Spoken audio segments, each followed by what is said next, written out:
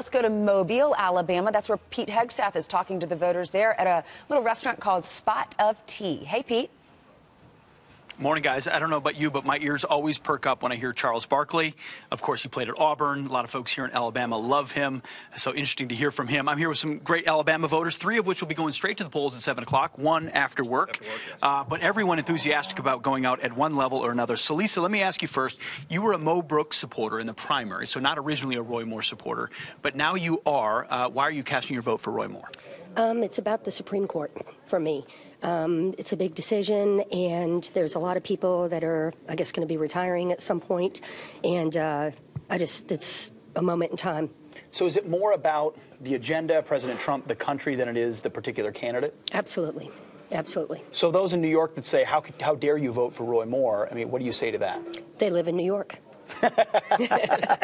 Well said, Randall. Likewise, you're also a Mo Brooks supporter. Yeah, don't tell us how to vote down here. Yes, I supported Mo Brooks during the initial primary, but you know, when it came down to Roy and Luther Strange, I think, like a lot of Mo Brooks supporters, we went to Roy instead of going to Luther. Why did you do that? Well, I think we all really felt like Roy supported a more conservative agenda. Luther seemed to be more in line with the sort of establishment Republicans, and I think a lot of people in Alabama really have conservative values.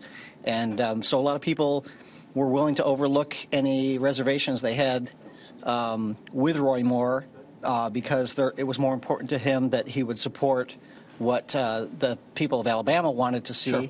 And what Trump's agenda is. As opposed to those necessarily in New York. Exactly. Slade, let me ask, you're a Doug Jones supporter? I am. You are? You'll be casting a vote for him today. Why do you support him? Well, the main reason is our country is very divided. Doug Jones is a uniter, a bringer together. He can work with both sides very, very well. And I've known Doug for a long, long time. He and I worked on a campaign together back in the 70s to elect Senator Howell Heflin. And he's a fine lawyer and a fine man who can work together with a lot of people. Are there enough, a lot of people say it'll hinge on turnout. Are there enough Democrats to elect him today? Yes, there are. I believe that the Democratic base of Alabama, which is very, very large, it will turn out today, and I do believe that Doug Jones will be elected. Mike, it does hinge on turnout. You understand the political landscape here well. You support Roy Moore, but what's your bellwether today? I think it's going to be literally getting out the vote. Republicans are going to get out in strong numbers. The Democrats, I think, is the question, at least I have in the state, is will the Democrats turn out? Yeah. There's a lot of signs out and things like that for Doug Jones, and you don't see a lot of Roy Moore, but you didn't see a lot of Donald Trump signs around here.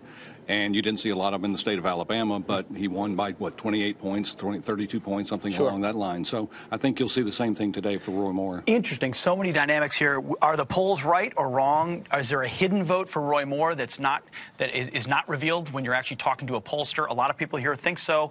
We'll find out. Polls open here in just about a half hour or so, and we'll keep bringing it to you on Fox and Friends, guys. We'll know tonight. All right. We'll know tonight. Pete, thank you very much. Thank you, Pete.